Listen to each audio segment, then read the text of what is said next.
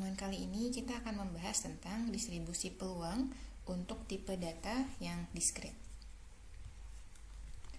Oke, sebagai pendahuluan, jadi ada dua jenis data dari variabel acak, yaitu yang memungkinkan didapatkan dari sebuah eksperimen, yaitu data yang diskrit, kemudian data yang kontinu. Pernah dijelaskan di pertemuan kedua sepertinya ya. Jadi jenis data diskrit adalah data yang didapatkan dari hasil pencacahan atau perhitungan. Sementara variabel kontinu itu adalah data yang didapatkan dari hasil pengukuran. Apa bedanya? Kalau data diskrit itu angkanya hanya berupa bilangan cacah dari 0, 1, 2, 3 dan seterusnya. Jadi tidak ada desimal di belakang angka bilangan cacahnya. Sementara itu nilai data untuk variabel acak kontinu itu bisa berapa saja selama atau tergantung pada ketelitian alat ukurnya. Jadi contohnya misalnya untuk data diskrit adalah kita menghitung jumlah orang, jumlah barang yang diproduksi di suatu industri, atau misalnya jadi yang jumlah-jumlah ya. Jadi karena kalau jumlah orang misalnya kan tidak ada populasi penduduk di suatu wilayah adalah 12.5 misalnya, tidak akan ada seperti itu. Jadi yang angkanya bulat, yang bilangan cacah masuknya ke dalam diskrit, sementara variabel kontinu itu misalnya segala sesuatu yang diukur, misalnya temperatur hari ini itu bisa 37, bisa 37,2, bisa 37,2987. Jadi angkanya bisa berapa saja tergantung pada ketelitian dari alat ukurnya. Oleh karena itu, distribusi peluangnya juga bentuknya seperti ini. Kalau untuk variabel diskrit ini ada jedanya. Misalnya di sini di antara angka ini tidak ada datanya karena memang tidak ada angkanya. Tapi untuk variabel kontinu dia bisa mendapatkan kurva yang smooth seperti ini. Jadi tidak ada lubang, tidak ada bolongnya, tidak ada jedanya di antara data yang satu dengan data yang lainnya. Kemudian di antara eksperimen yang biasanya digunakan sebagai contoh dari pengambilan data diskrit adalah pelemparan dadu. Jadi dalam melempar dadu kita pasti akan mendapatkan angka yang berupa bilangan cacah. Tidak ada misalnya kita melempar dadu kemudian hasilnya 1,2 karena dadunya miring gitu. Itu tidak mungkin terjadi. Jadi seperti ini, misalnya kita melempar satu buah dadu, kemudian dadunya dilempar sebanyak 2 kali. Kemudian misalkan X adalah frekuensi dadu yang menunjukkan angka 4 yang keluar. Jadi berapa kali sih dalam 2 kali pelemparan dadu ini kemungkinan kita mendapatkan hasil berupa angka 4. Maka nilai X-nya adalah 0, sama sekali tidak muncul angka 4 ini dalam pelemparan dadunya, atau 1 kali, yang lainnya bukan angka 4, atau 2 kali. Jadi dua-duanya hasilnya menunjukkan angka 4. Kemudian eksperimen lain misalnya melempar koin. Jadi melempar koin juga merupakan hasil yang diskrit karena hasilnya kalau tidak angka pasti gambar. Kemudian melempar koin 5 kali, kemudian X-nya adalah frekuensi munculnya gambar. Jadi nilai X-nya adalah berapa kali kemungkinan gambar ini muncul dalam 5 kali pelemparan. Maka kemungkinannya ada 0 kali, sama sekali tidak muncul 1 kali, yang 4-nya adalah angka, muncul 2 kali, yang 3-nya adalah angka, dan seterusnya hingga batas maksimal eksperimennya dilakukan. Jadi nilai X adalah dari 0 hingga ke jumlah maksimal dari eksperimennya. Kemudian sekarang misalnya eksperimennya adalah melempar koin sebanyak 2 kali. Kemudian X-nya didefinisikan sebagai frekuensi jumlah munculnya kepala. Maka ada 4 kemungkinan dari pelemparan koin 2 kali ini. Yang pertama adalah pelemparan pertama ini munculnya angka, kedua juga angka, yang selanjutnya yang pertama angka, yang kedua gambar, Yang ketiga itu pelemparan pertama munculnya gambar, yang keduanya angka, kemudian kemungkinan yang keempat adalah pada kedua pelemparan muncul gambar dua-duanya. Maka tadi kita lihat lagi, X-nya adalah frekuensi jumlah munculnya kepala. Kita buat suatu seperti ini, namanya tabel distribusi peluang. Ini adalah menunjukkan korelasi antara X, frekuensi munculnya sesuatu, dengan peluangnya. Maka X-nya adalah pertama 0. Jadi kepalanya sama sekali tidak muncul. Kita lihat kalau dari sini, yang sama sekali tidak muncul kepala hanya ada satu kali dari total 4 kemungkinan. Maka peluang X-nya sama dengan 0 adalah 1/4, atau dengan notasi lain bisa dituliskan sebagai 0,25. Selanjutnya yang X-nya 1, frekuensi munculnya kepala sebanyak 1 kali. Kepala ini gambar ya. Jadi berapa kali kemungkinan gambarnya muncul ada pada kemungkinan yang ini dan yang ini. Jadi ada 2 dari total 4 kemungkinan. Maka peluangnya adalah 2/4 sama dengan 0,5. Kemudian terakhir X-nya adalah 2, yaitu artinya gambarnya 2 kali muncul dalam 2 kali pelemparan tersebut. Kita lihat bahwa yang nilainya dua-duanya gambar ini hanya ada pada hasil yang terbawah, hanya 1 kali. Jadi peluangnya adalah 1 dari 4 kali total sama dengan 0,25. Tabel seperti ini bisa juga dibuat grafiknya. Jadi grafik yang seperti ini namanya grafik distribusi peluang dari 0, 1, dan 2. Kenapa hanya sampai 2? Karena eksperimennya hanya 2 kali. Jelas tidak mungkin gambarnya muncul 3 kali. Oke, kemudian selanjutnya karakteristik fungsi distribusi dari peluang diskrit itu nilai peluangnya lebih dari sama dengan 0 untuk semua nilai X. Jadi tadi X-nya dari 0 sampai dengan batas maksimal jumlah eksperimennya.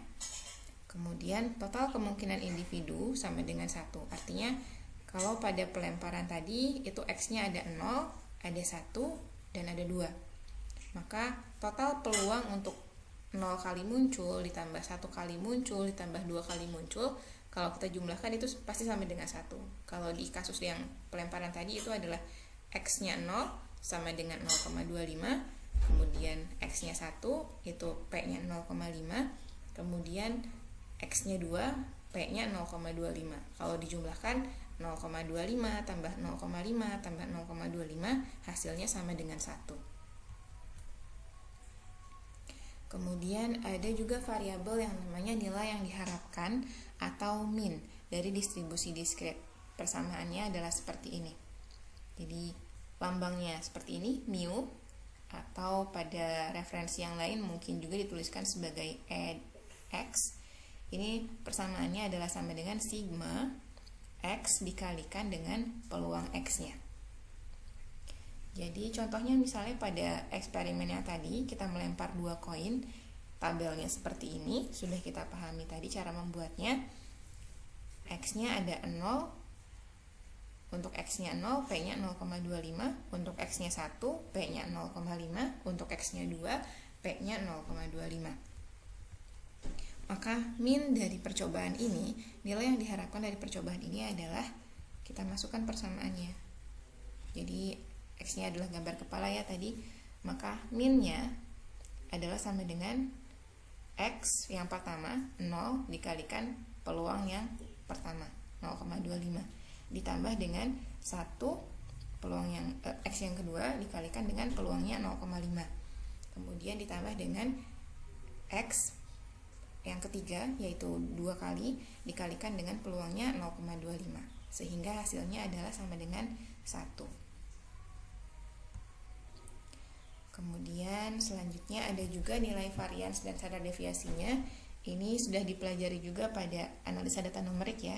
Jadi persamaannya kurang lebih sama, yaitu untuk varians lambangnya adalah tau kuadrat.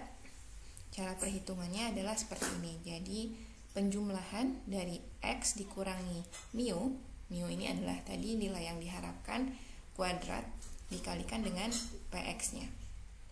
Sementara itu untuk standar deviasi itu selalu akar dari varians, jadi akar dari persamaan yang di atas ini. Contoh misalnya kita diminta untuk menghitung standar deviasi dari sebuah eksperimen melempar 2 koin, di mana X-nya adalah munculnya gambar kepala. Kemudian kita diminta untuk menghitung standar deviasinya, sementara sudah diketahui dan sudah kita hitung di contoh soal sebelumnya bahwa nilai EX atau nilai min-nya itu sama dengan 1.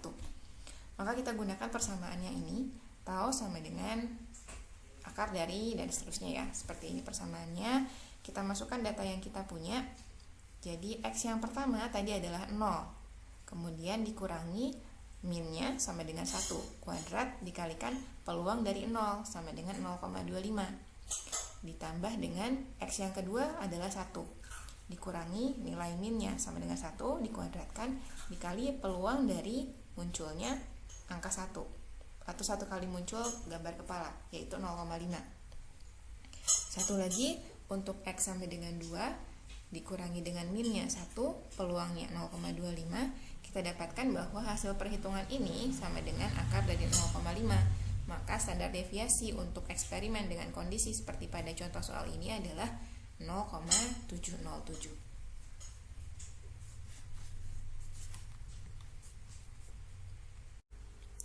Selanjutnya kita masuk ke pembahasan distribusi peluang. Distribusi peluang secara garis besar berdasarkan jenis datanya dibagi menjadi 2 kategori besar, yaitu distribusi peluang diskrit tadi yang datanya merupakan bilangan cacah dari hasil pencacahan, dan distribusi peluang kontinu yang datanya merupakan hasil pengukuran. Untuk data distribusi peluang diskrit ada banyak sebetulnya jenisnya, tapi yang akan kita pelajari adalah 3 jenis ini yang relatif lebih sering digunakan.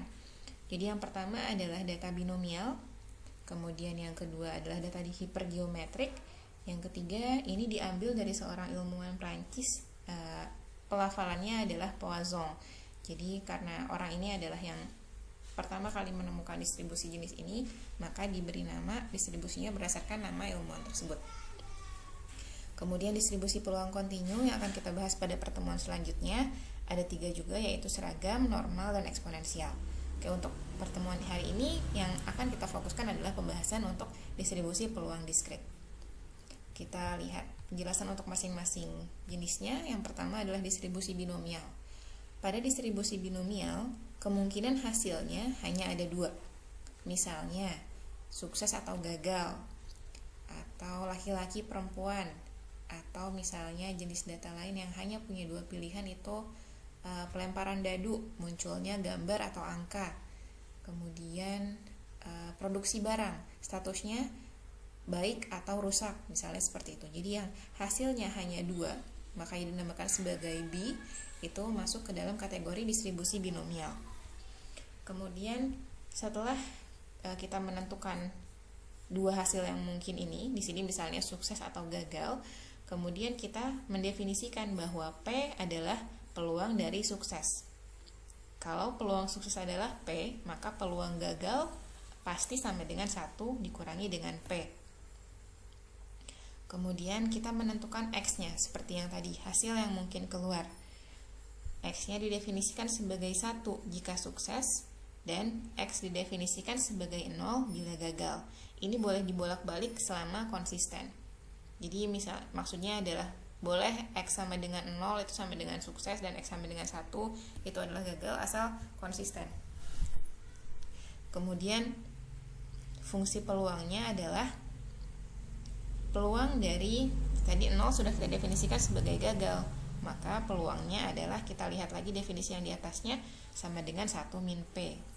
Kemudian peluang dari 1 adalah sukses, maka peluangnya kita lihat lagi definisi di atas sama dengan P. Kemudian nilai min dan varians. Jadi pada distribusi binomial juga punya nilai ini. Nilai min pada distribusi binomial itu sama dengan nilai P-nya. Penjelasannya ada, penurunannya bisa didapatkan dari persamaannya ini. Hanya pada hasil akhirnya didapatkan bahwa nilai min-nya itu sama dengan P.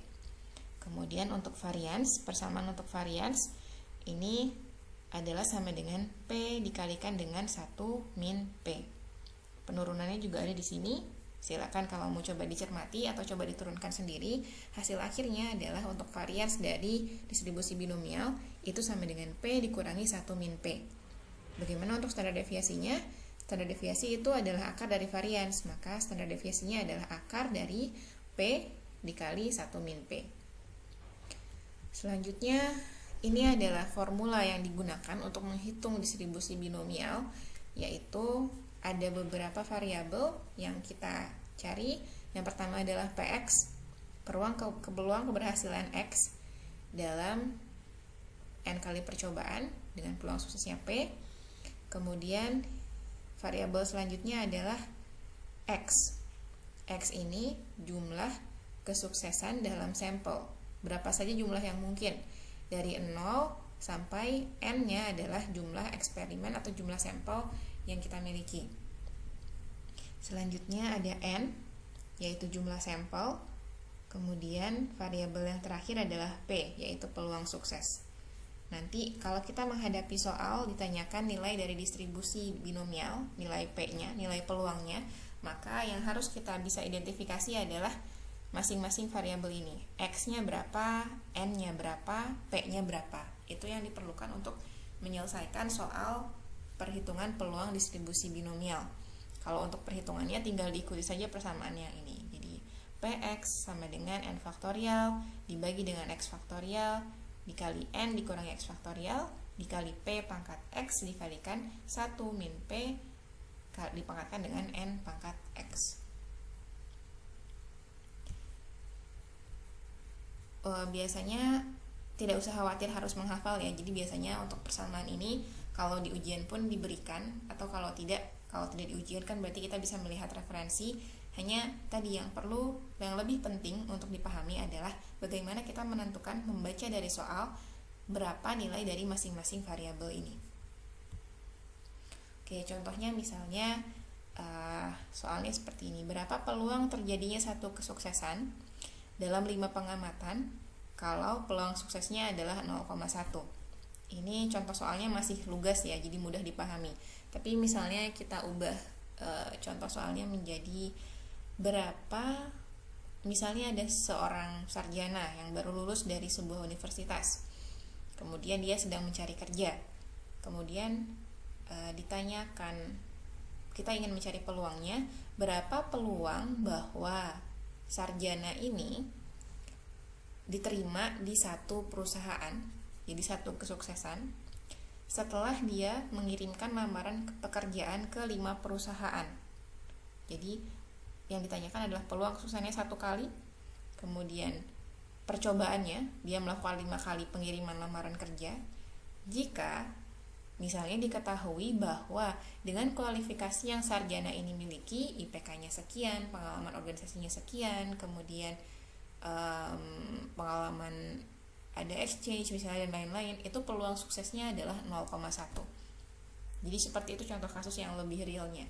Maka dari soal yang cerita seperti ini kita terjemahkan menjadi variabel-variabel yang kita perlukan untuk menyelesaikan untuk perhitungan peluangnya. Jadi di sini X-nya, peluang suksesnya adalah 1 yang diminta. Kemudian N-nya, jumlah percobaan atau jumlah sampelnya sama dengan 5. Kemudian nilai P-nya, peluang sukses dari data yang sudah didapatkan sebelumnya adalah 0,1. Maka untuk menghitung peluangnya adalah menggunakan persamaan yang tadi. P untuk X sama dengan 1 sama dengan ini persamaannya.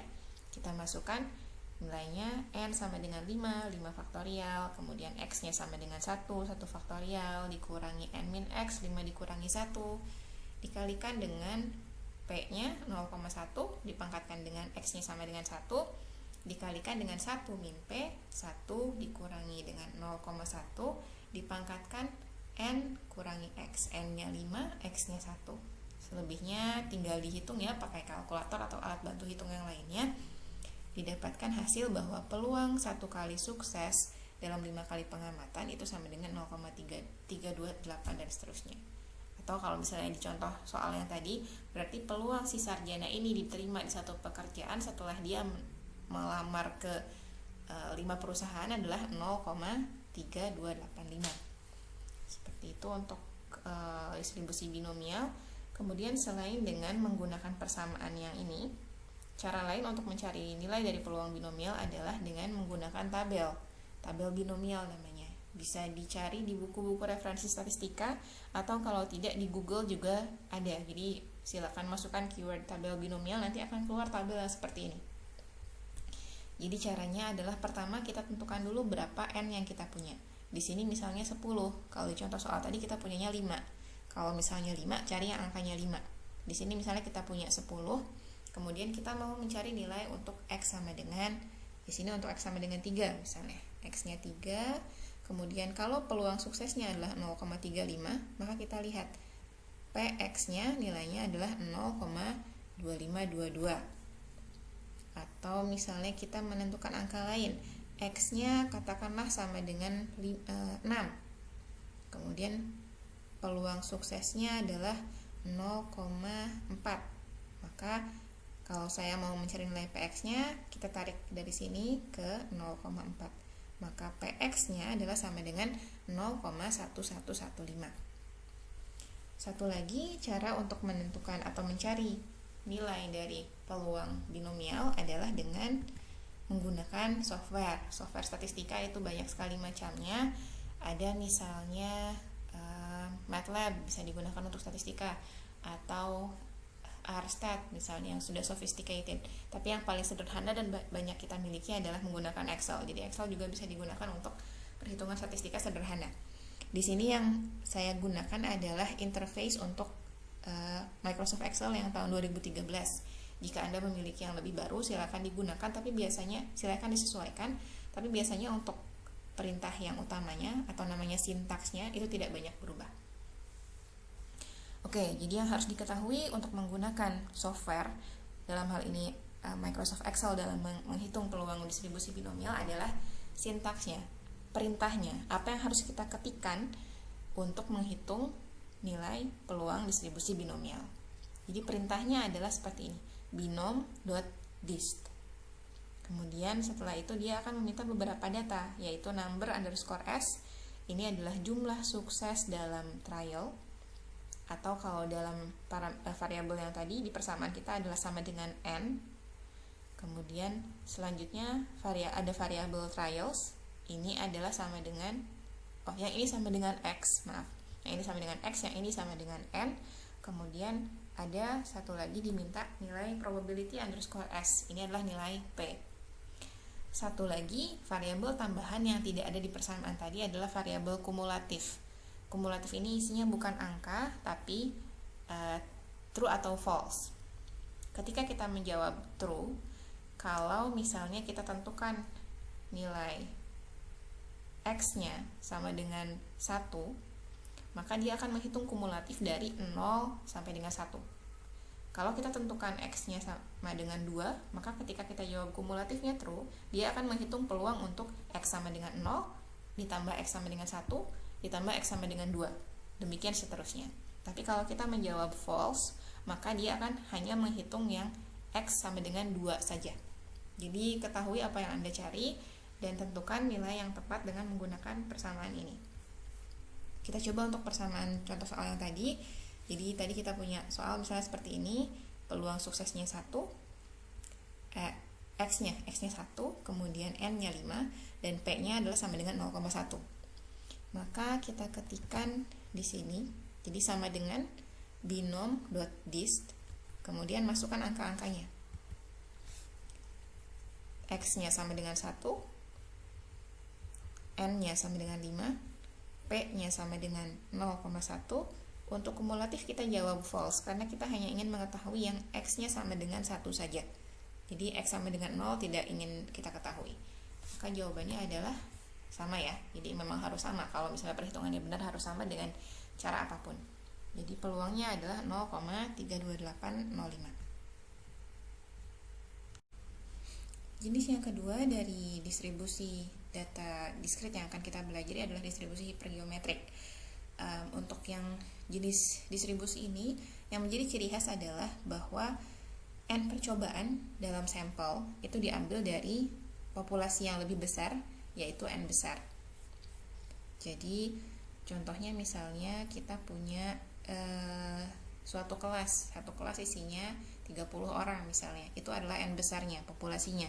Maka percobaan ini kita lakukan terhadap beberapa anak saja dalam kelas tersebut. Misalnya N kecilnya adalah hanya 10 orang yang dijadikan sampel. Kemudian kondisi selanjutnya yang menjadi ciri khas hipergeometrik adalah bahwa sampel diambil tanpa penggantian atau tanpa pengembalian. Jadi ketika sampelnya sudah diambil tidak dikembalikan ke populasi. Dan karena dilakukan tanpa pengembalian ini, maka hasil dari uji coba dikatakan tidak independen karena tergantung pada hasil yang sebelumnya. Kemudian dalam percobaan ini terdapat peluang kesuksesan yang didefinisikan sebagai X dalam sampel dan kesuksesan S dalam populasi. Jadi peluang kesuksesannya ada dua, dalam sampel yang akan diambil, kemudian juga dalam populasi yang besarnya.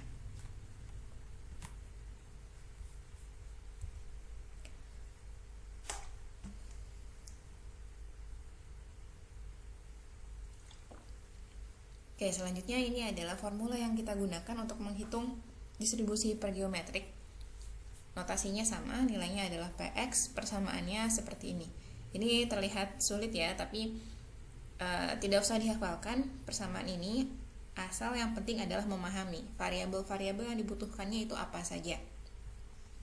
Jadi ada sekitar 4 variabel yang perlu kita pahami dalam perhitungan formulasi distribusi hipergeometrik.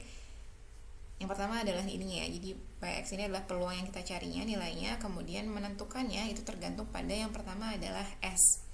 S ini adalah jumlah sukses dalam populasi, dalam kelompok besarnya. Kemudian selain S ada lagi X. Kalau X ini adalah jumlah sukses dalam sampel, kelompok kecilnya. Setelah S dan X ada lagi nilai N besar. N besar ini adalah jumlah anggota dalam populasi, dalam kelompok besar. Setelah itu, satu lagi variabel yang diperlukan adalah N kecil, yaitu jumlah sampel dalam sampelnya. Jadi berapa sampel yang kita ambil dari populasi. Hanya 4 itu saja yang perlu kita pahami. Kemudian selanjutnya tinggal memasukkan datanya ke persamaan ini. Kemudian kita lihat contoh soalnya, misalnya di sini kita punya contoh soal seperti ini. Jadi ada 3 komputer yang dicek dari total 10 buah dalam suatu departemen di instansi misalnya atau di perkantoran. Kemudian diketahui bahwa 4 dari 10 komputer tersebut memiliki software ilegal. Kemudian yang ingin kita cari tahu adalah berapa peluang bahwa 2 dari 3 komputer terpilih mempunyai software ilegal.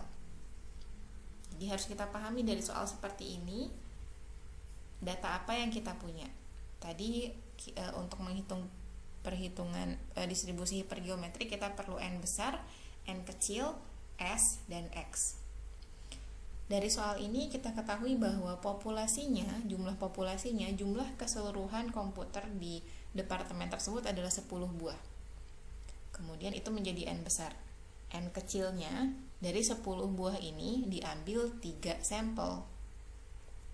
Setelah itu nilai kesuksesan, artinya nilai sukses ini tergantung definisi kita ya. Di sini misalnya karena yang ingin diketahui adalah punya software ilegal, maka yang dikatakan sebagai peluang kesuksesan adalah peluang bahwa komputer tersebut terdeteksi punya software ilegal. Maka peluang sukses dari populasi atau S adalah 4. Kemudian yang ingin kita ketahui adalah berapa peluangnya jika peluang sukses yang diinginkan dari sampel atau X adalah sama dengan 2. Akhirnya dari soal ini kita dapatkan data seperti ini. N besarnya 10, N kecilnya 3, S-nya 4, dan X-nya sama dengan 2. Selanjutnya untuk menghitung nilai probabilitasnya, peluang distribusi hipergeometriknya, kita tinggal masukkan ke persamaan yang tadi. Jadi dimasukkan ke persamaannya, kemudian hati-hati dalam perhitungannya. Itu walaupun tinggal masukkan data, tapi kalau tidak teliti, maka kemungkinan yang hasil yang kita dapatkan hasil akhirnya bisa jadi salah. Jadi bisa dicoba ya, dimasukkan ke persamaan yang tadi, hasil akhirnya itu adalah sama dengan 0,3. Kemudian cara lain, kalau misalnya sedang melakukan eksperimen dan tidak ingin melakukan perhitungan manual untuk peluang distribusi hipergeometrik ini, kita juga bisa menggunakan software. Sama ya, kita pakai Excel saja yang sederhana. Lagi yang perlu diketahui adalah sintaksnya. Apa yang harus kita ketikkan sebagai perintah di Microsoft Excel. Kalau tadi itu sintaksnya adalah binom.dist, untuk distribusi hipergeometri, sintaksnya seperti ini. Hipgeom, hypgeom.dist.